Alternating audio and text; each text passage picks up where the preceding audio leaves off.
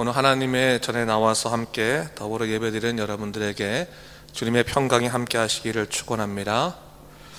우리가 지금 에스겔서를 묵상하고 있습니다. 에스겔서는 유다 왕 여호야긴과 더불어서 바벨론의 포로로 끌려온 에스겔이 그발 강가에서 하나님의 환상, 이상을 본 후에 그 내용을 적은 책입니다.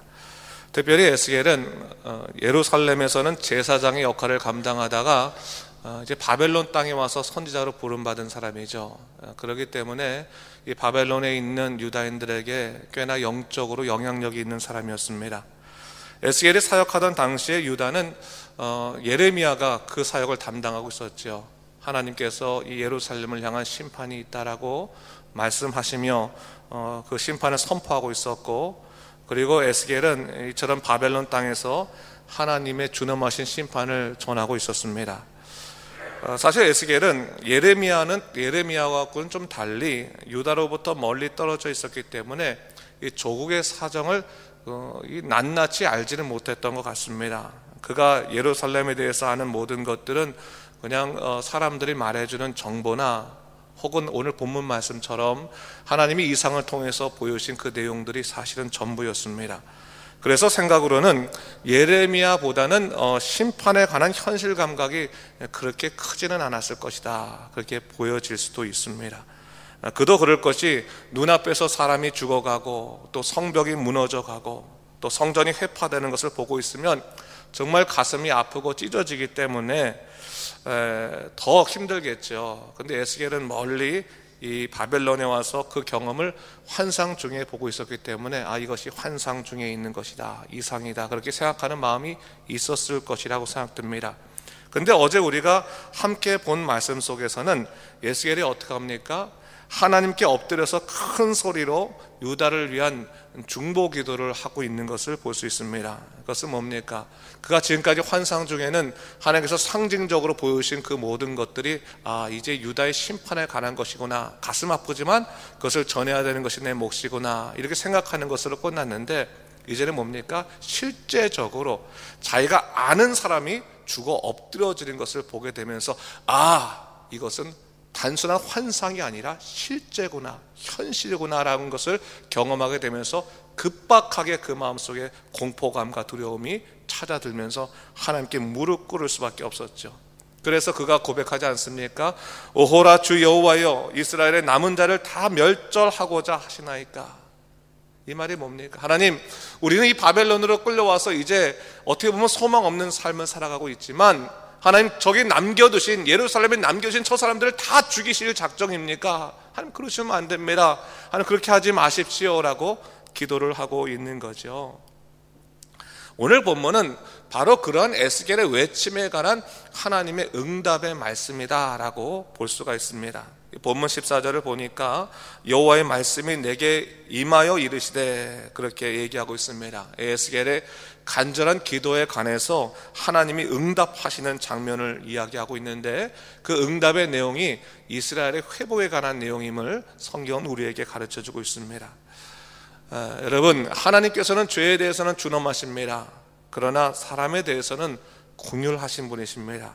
그래서 죄를 뉘우치고 주께 돌아오는 자들에게 회복을 주시는데, 오늘 본문의 말씀은 유다 백성들이 하나님의 심판을 경험한 다음 그들이 어떻게 하나님의 백성으로 회복될 수 있을까, 그 회복의 길에 대해서 말씀해 주고 있습니다.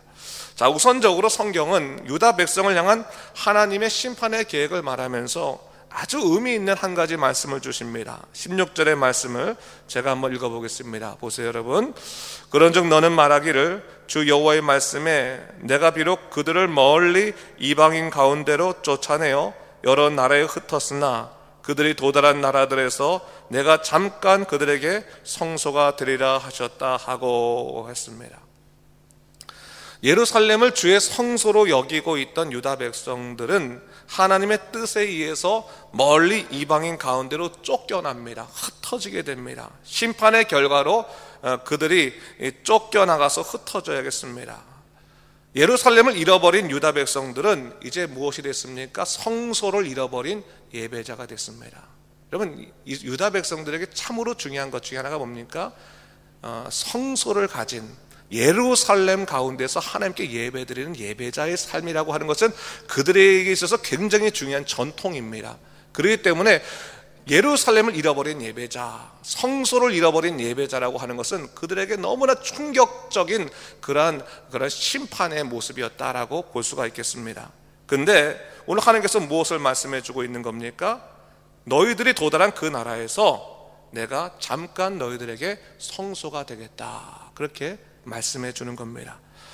지금까지 유다 백성들에게 성소라고 하는 개념은 장소의 개념이었습니다. 그래서 성소는 예루살렘이니까 예루살렘을 떠나게 되면 우리는 이제 예배자로서의 삶을 살 수 없다라고 생각했던 것 같습니다. 그런데 오늘 하나님께서 뭘 말씀해 주는 겁니까? 너희가 흩어진 그 땅에서 내가 직접 너희들의 성소가 되게 하겠다, 그게 말씀해 주는 겁니다. 그것은 뭡니까? 성소는 장소의 개념이 아니라 뭐예요? 하나님의 임재의 개념이다라고 하는 거예요. 하나님이 임재하신 곳이 성소다, 그것이 거룩한 자리다라고 말하는 것입니다. 역으로 말한다면 아무리 겉으로 보기에 거룩해 보인다 할지라도 그곳에 하나님의 임재가 없으면 그것은 성소가 아니다라고 하는 것을 얘기하는 것이죠. 하나님께서는 예배의 성소인 예루살렘을 잃어버린 유다 백성들에게 너희의 진정한 성소는 예루살렘에 있는 것이 아니라 나의 임재에 있는 것이다 라고 하는 것을 다시금 확인시켜 주시는 거예요. 너희가 언젠가는 예루살렘에 돌아오겠지만 너희가 그 바벨론 땅에 있을 때는 내가 잠깐 너에게 성소가 되어주겠다. 이 말은 잠깐만 함께 하시겠다고 하는 말씀이 아니라 너희가 있는 그곳에서 내가 너희가 생각하는 그 성소가 되어주리라 말씀해 주시는 것이죠. 여러분, 하나님의 임재는 언제나 예배라고 하는 말과 연결됩니다. 하나님과의 깊은 임재를 누리고 그리고 그분과 영적인 친밀감을 드리는 그 자리가 바로 하나님의 성소입니다. 그러므로 여러분의 삶의 자리가 하나님의 성소임을 기억해야 되는 거예요. 하나님의 임재를 구하십시오. 어디에 있든지 하나님 이곳에 임하십시오. 여러분의 삶의 자리에서, 가정에서, 여러분의 일터에서, 여러분의 어느 곳에 있든지 하나님의 임재가 이곳에 있기 원합니다 라고 한다면 그것은 성소가 되는 것이고, 그 성소가 여러분의 삶의 자리에 온전히 펼쳐지게 되었을 때 여러분은 바른 예배자의 삶을 살아갈 수 있게 되는 것입니다. 주님께서는 유다의 멸망으로 인해서 가슴 아파 기도하는 에스겔에게 그들을 만민 가운데 모을 것이고 또 흩은 여러 나라에서 모을 것이라고 하는 것을 약속해 주시면서 이스라엘에 대한 하나님의 뜻은 심판을 향한 멸절에 있는 것이 아니라 회복에 있다라고 하는 것을 다시 한번 확인시켜 주시게 됩니다. 그러면서 그들로 하여금 하나님의 백성으로 사는 삶이 무엇인가를 알려주는데 18절 말씀을 제가 한번 읽어보겠습니다. 그들이 그리로 가서 그 가운데 모든 미운 물건과 모든 가증한 것을 제거하여 버릴지라 하고 있습니다. 모든 미운 물건과 가증한 것을 제거하여 버리는 삶이 하나님의 백성으로 사는 것이다. 하나님이 미워하시는 것, 하나님이 가증하게 생각하는 모든 것을 찾아서 버리는 것이 하나님의 백성으로 사는 것이다 라고 하는 것을 말씀해 주십니다. 근데 여러분, 이것은 조건에 관한 말씀이 아닙니다. 여러분이 하나님 백성으로 살아가는 것, 예배자로 살아가는 삶에 대해서 우리가 좀 생각해 볼 필요가 있는데, 여러분, 믿음으로 사는 것과 순종하며 사는 것, 이 두 가지를 항상 같이 얘기해요. 믿음과 순종이라고 하는 것은 항상 예배자에게 필요한 두 가지 중요한 축입니다. 이런 믿음으로 산다는 것이 뭡니까? 하나님께 맡겨드리는 삶, 믿음으로 사는 겁니다. 내가 할 수 있는 것이 아니요 모든 것은 하나님께서 움직이시고 주관하시는 것이라고 생각하면서 하나님께 맡겨드리는 것이 믿음으로 사는 거예요. 순종으로 사는 것은 뭡니까? 하나님이 원하시는 일들을 내가 내 삶에 실천하고 따라가는 그 삶이 순종하며 사는 삶입니다. 여러분, 예배자로 산다고 하는 것, 하나님 백성으로 산다고 하는 것은 믿음과 순종의 두 축이 동시에 있음을 기억할 필요가 있어요. 그냥 하나님께서 알아서 하시겠지 하면서 나는 몰라요 라고 하는 삶이 아니라 하나님이 하실 수 있는, 하나님이 하셔야 하는 그런 삶의 부분이 있고, 또한 내가 하나님의 사람으로 따라가야 될 또한 삶의 부분이 있다는 것을 알아야 되는 거예요. 오늘 하나님께서는 뭘 얘기하고 있는 겁니까? 너는 어떻게 살 것인가? 조건이 아니라 너는 하나님의 백성으로, 이제 내 백성으로 어떻게 살래? 네 삶에 있는 나에게 다가오지 못하는 모든 미운 것과 가증한 것을 제거하여 버리는 것이 네가 해야 될 삶이다. 예배자로서 그 삶을 네가 추구해야 된다. 그것을 말씀해 주시는 것이죠. 그러면서 하나님께서 뭘 말씀하세요? 그러면 내가 너에게 해줄 수 있는 그 믿음의 일들은 무엇일까? 그것을 19절 말씀에 이렇게 말씀해 주십니다. 19절 말씀 보세요, 여러분. 내가 그들에게 한 마음을 주고 그 속에 새 영을 주며 그 몸에서 돌 같은 마음을 제거하고 살처럼 부드러운 마음을 주어 했어. 하나님이 이것을 말씀하시는 거예요. 내가 그러면 너를 온전한 예배자로 일깨울 텐데 내가 너에게 한 마음을 주겠다. 갈라지는 그 수많은 마음, 민족들끼리 갈라지는 그 마음들을 하나로 모아주는 그 마음, 우리 심령 가운데서 갈라지는 수많은 분열된 마음, 그 마음을 하나로 모아주시겠다라고 말씀해 주시는 거예요. 여러분, 우리가 하나님 뜻대로 살지 못하면 마음이 갈라져요. 교회 공동체도 갈라져요. 서로 생각이 다 흩어져 갈라지는 거예요. 분열되는 거예요. 그게 분열은 하나님의 뜻이 아니에요. 하나님의 뜻이 있으면 뭐예요? 마음이 모아지기 시작해요.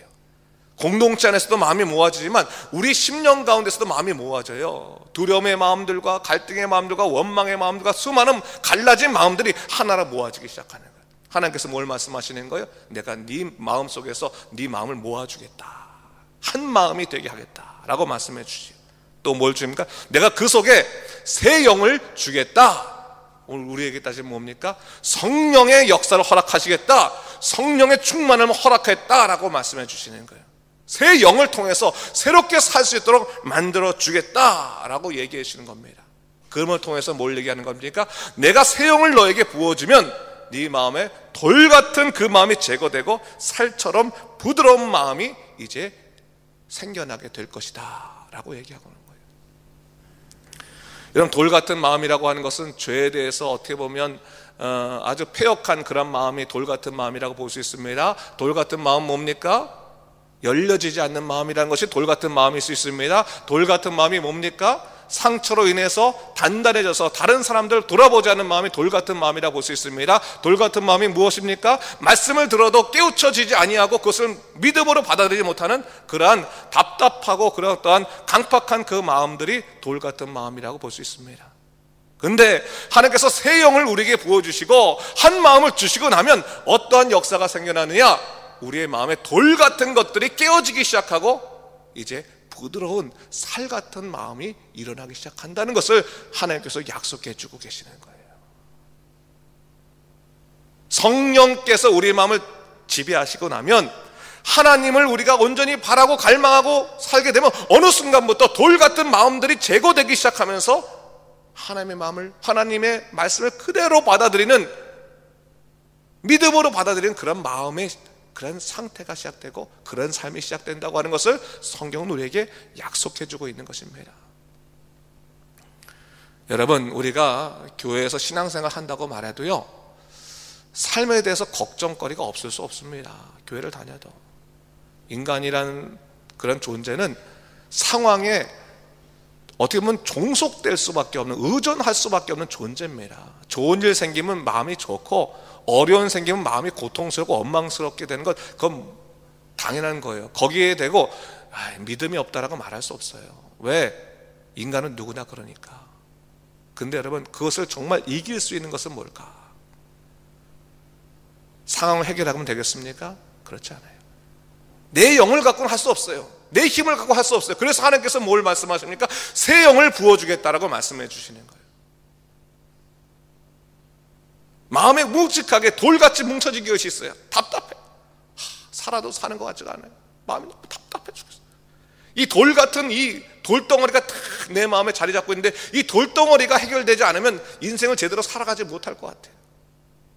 어떻게 하면 이걸 해결할 수 있을까?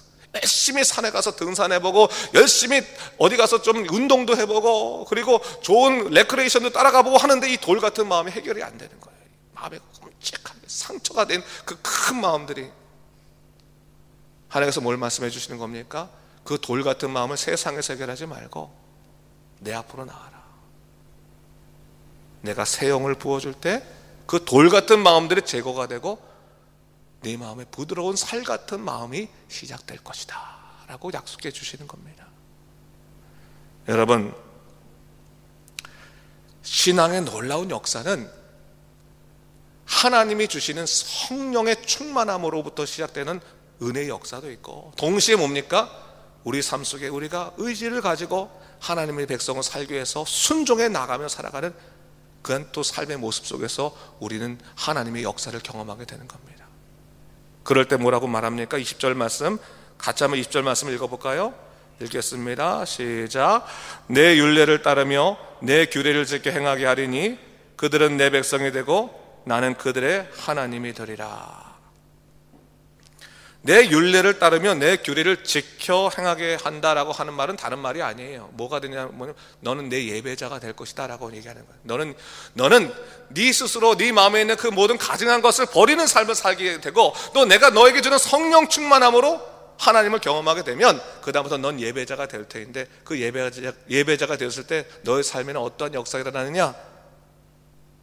나는 네 하나님이 되고 너는 내 백성이 된다고 하는 그러한 놀라운 관계적인 깨달음을 네가 얻게 될 것이다 라고 하는 겁니다. 여러분, 하나님께서 여러분의 하나님이십니까? 그것을 여러분 잊지 마십시오. 우리는 하나님을 하나님이라고 고백하지만 정말로 하나님이라고 고백하는 삶을 살지 못할 때가 많이 있어. 하나님이라고 말하면서 세상을 하나님 삼아 살 때가 얼마나 많이 있습니까? 근데 참된 예배자가 되면 하나님께서 내 하나님 되시고 나는 그분의 백성 되는 그러한 이 관계적인 깨달음과 고백을 할 수밖에 없습니다. 그때는 뭡니까? 하나님이 열어주지 않으면 언젠가는 열어주시겠지. 열어주지 않는 대로 기다릴 수 있는 것이고, 또 열어주시면 열어주신 그 은혜를 갖고 살아가는 것이고, 내 주 하나님께 그 하나님이 되신 그 하나님이 가장 소중한 것입니다. 낫게 하셔도 주님의 은혜, 또 낫지 않게 하셔도 하나님의 은혜, 해결해 주셔도 하나님의 은혜, 또 해결지 않아 주셔도 하나님의 은혜.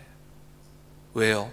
우리는 하나님의 백성이기 때문에 주님 속한 삶을 살면 됩니다.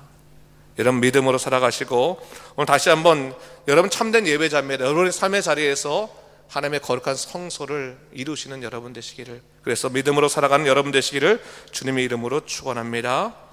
기도하겠습니다. 주님 감사합니다. 우리가 믿음으로 살아가고자 할 때 아직까지도 우리 마음 가운데 또 불신앙의 마음이 있음을 고백할 수밖에 없습니다. 그런데 오늘 다시 한번 말씀 속에서 깨닫게 됩니다. 내 마음에 있는 그 불순종의 마음들, 불신앙의 마음들을 내가 깨트려 볼 수 있도록 용기를 허락하여 주시옵소서. 그리고 주님, 우리 마음에 새 영을 허락하시고 한 마음을 씌워서 우리 마음을 지배하고 있는 돌 같은 마음을 제거하게 하시고 오로지 부드러운 살과 같은 그 심령의 마음으로 주님 섬기게 하여 주시옵소서. 그래서 오직 하나님의 뜻대로만 살게 하시고 하나님을 기뻐하는 믿음의 사람으로 살아갈 수 있도록 우리를 이끌어 주시옵소서. 일평생 살아가면서 세상의 기준에 따라 하나님을 평가하는 죄를 범하지 않게 하여 주시옵소서. 오직 하나님은 나의 하나님이시니 그 하나님이 나의 하나님됨을 만족하고 살아갈 수 있는 믿음의 사람이 될 수 있도록 인도하여 주시옵소서. 감사드리며 이 모든 말씀 우리 주 예수 그리스도 이름으로 간절히 기도드립니다. 아멘.